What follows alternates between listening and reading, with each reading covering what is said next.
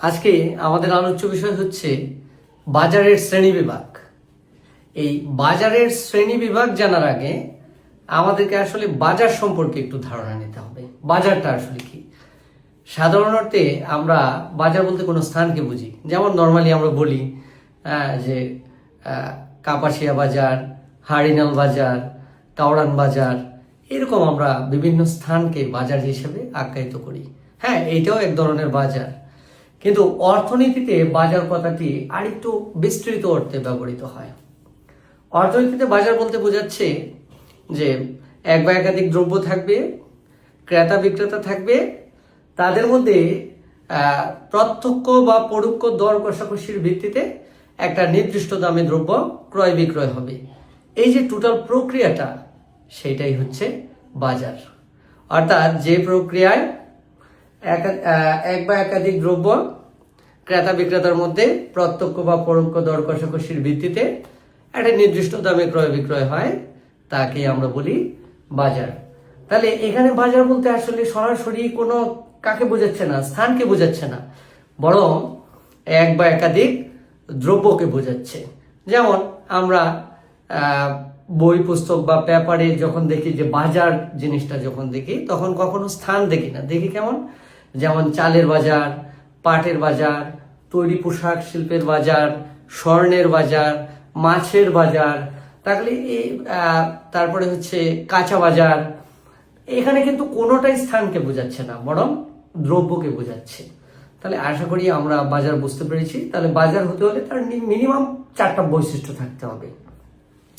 ক্রয় বিক্রয় যোগ্য এক বা একাধিক দ্রব্য থাকতে হবে, দ্রব্যটি ক্রয় বিক্রয়ের জন্য ক্রেতা এবং বিক্রেতা থাকতে হবে, তাদের মধ্যে প্রত্যক্ষ বা পরোক্ষ দর কষাকষির ভিত্তিতে একটা নির্দিষ্ট দাম ধার্য হতে হবে। তারপর হচ্ছে এক বা একাধিক অঞ্চল বা স্থান থাকতে হবে, যেমন গ্রামের মানুষ শহরে বিক্রি করবে, শহরের মানুষ গ্রামে বিক্রি করবে। হ্যাঁ, এরকম এক বা একাধিক, এক দেশের পণ্য অন্য দেশে বিক্রি হবে। এভাবে এক বা একাধিক অঞ্চল বা স্থান থাকতে হবে, তবে এই স্থানটা সরাসরি স্থানের নামটা বাধ্যতামূলক নয়। তাহলে আমরা বাজার বুঝতে পারছি। এখন আমরা আসি বাজারের শ্রেণীবিভাগ। বাজার আমরা কতভাবে এটাকে বিভক্ত করতে পারি? বাজারকে আমরা 3 দিক থেকে শ্রেণী বিভাগ করতে পারি। কয় দিক থেকে? 3 দিক। নাম্বার 1 হচ্ছে পরিধির দিক থেকে, নাম্বার 2 সময়ের দিক থেকে, নাম্বার 3 প্রতিযোগিতার দিক থেকে। এই পরিধির দিক থেকে বাজারকে 3 ভাগে ভাগ করা যায়। একটা হচ্ছে স্থানীয় বাজার, পরে হচ্ছে জাতীয় বাজার, তারপর হচ্ছে আন্তর্জাতিক বাজার। স্থানীয় বাজার হচ্ছে যে বাজার একটা নির্দিষ্ট স্থান বা অঞ্চলকে কেন্দ্র করে গড়ে উঠবে, এই ধরনের বাজারকে আমরা বলি স্থানীয় বাজার। যেমন দেখবেন হাওর বা নদী কেন্দ্রিক ভাবে গড়ে ওঠে মাছের বাজার, হাওরের পাশেই বসে। তারপরে হচ্ছে এরকম শাকসবজির বাজার, একটা দেখা যায় 4 রাস্তার মোড়কে কেন্দ্র করে গড়ে ওঠে।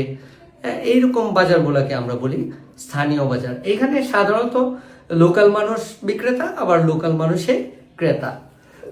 তারপর হচ্ছে জাতীয় বাজার, যেসব পণ্য একটা শুধু নির্দিষ্ট স্থানকে বোঝাচ্ছে না, বরং এক জায়গায় উৎপাদন হলেও সারা বাংলাদেশেই ক্রয় বিক্রয় হচ্ছে, 64 জেলায় এই পণ্যটা পাওয়া যাচ্ছে, এইরকম বাজারকে বলে জাতীয় বাজার। যেমন ধরেন চাল, ডাল, লবণ, তেল, এগুলো আমরা উৎপাদন যে জায়গায় হোক না কেন, এটা প্যাকেজিং হয়ে সারা বাংলাদেশে এটা কে হচ্ছে, ক্রয় বিক্রয় হচ্ছে।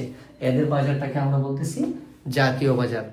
তারপর আন্তর্জাতিক বাজার, যে এই পণ্যটা একটা দেশ উৎপাদন করলেও সে অন্য দেশে এটা বিক্রি করতেছে, অর্থাৎ তার ভৌগোলিক সীমাকে কি করতেছে, অতিক্রম করতেছে, তখন এই বাজারটাকে বলি আমরা আন্তর্জাতিক বাজার।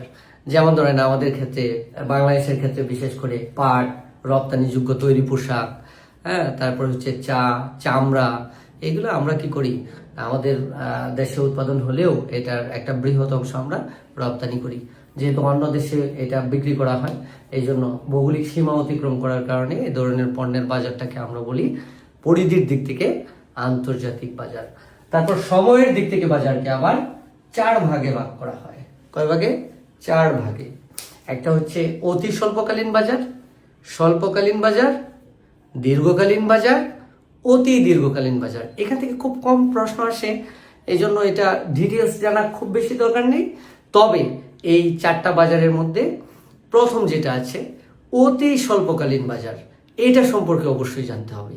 অতি স্বল্পকালীন বাজার হচ্ছে যে বাজার কয়েক ঘন্টা থেকে কয়েকদিন পর্যন্ত স্থায়ী হয়, কিছু কিছু অর্থনীতিবিদ এটা বলছে।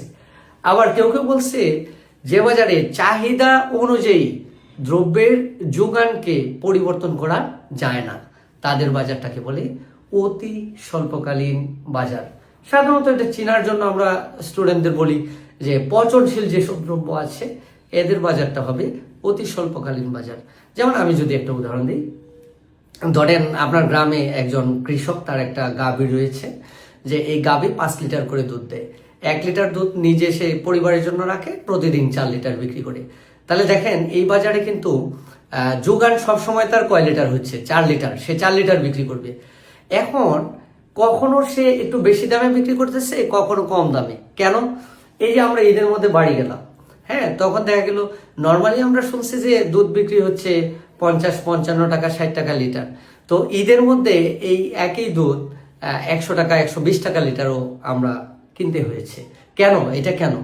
কারণ ওই গাভীওয়ালার গাভী তো 5 লিটারই দুধ দিচ্ছে, যোগান তো আগের মতোই আছে। তো হঠাৎ করে সব মানুষ শহর থেকে গ্রামে চলে যাওয়ার কারণে এই দুধের চাহিদাটা বেড়ে গেছে। তখন দেখা গেছে এটার দাম আগের চেয়ে বেড়ে গেছে। তাহলে যখন চাহিদা কম থাকবে তাকে একটু কম দামেই বিক্রি করতে হবে। আবার যখন একই পণ্যের যোগান তো আগের মতোই, হ্যাঁ, চাহিদাটা বেড়ে গেছে, তখন কিন্তু সে একটু বেশি দামে বিক্রি করতেছে। তাই এখানে খুব গুরুত্বপূর্ণ একটা প্রশ্ন, যে অতি স্বল্পকালীন বাজারে কোনো দ্রব্যের দাম তার চাহিদার উপর নির্ভর করবে, যোগানের উপর না। আর আমরা যদি এমসিকিউ আসে নিম্নে কোনটি অতি স্বল্পকালীন বাজারের পণ্য, তাহলে এখানে আমরা খেয়াল করব কোনটা পচনশীল দ্রব্য, তার বাজারটাই হবে অতি স্বল্পকালীন বাজার। যেমন মাছ, মাংস, দুধ, ডিম, হ্যাঁ, এগুলো সব হচ্ছে অতি স্বল্পকালীন বাজারের উদাহরণ। তারপর প্রতিযোগিতার দিক থেকে বাজারকে আবার প্রধানত 2 ভাগে ভাগ করা হয়। একটা হচ্ছে পূর্ণ প্রতিযোগিতামূলক বাজার, আর এটা হচ্ছে অপূর্ণ প্রতিযোগিতামূলক বাজার। এই পূর্ণ প্রতিযোগিতামূলক বাজার ও অপূর্ণ প্রতিযোগিতামূলক বাজার বিস্তর আলোচনা। এই অপূর্ণ প্রতিযোগিতামূলক বাজারকে আবার অনেকগুলো ভাগে ভাগ করা হয়। তাই এই অপূর্ণ প্রতিযোগিতামূলক বাজারের যে ভাগগুলো রয়েছে, যেগুলো থেকে অনেক বেশি প্রশ্ন আসে, এইটার জন্য আমরা পরবর্তীতে আরেকটা ক্লাস দেবো, আগামীকালকে ইনশাআল্লাহ। আশা করি আমাদের সাথে থাকবেন। ধন্যবাদ সবাইকে।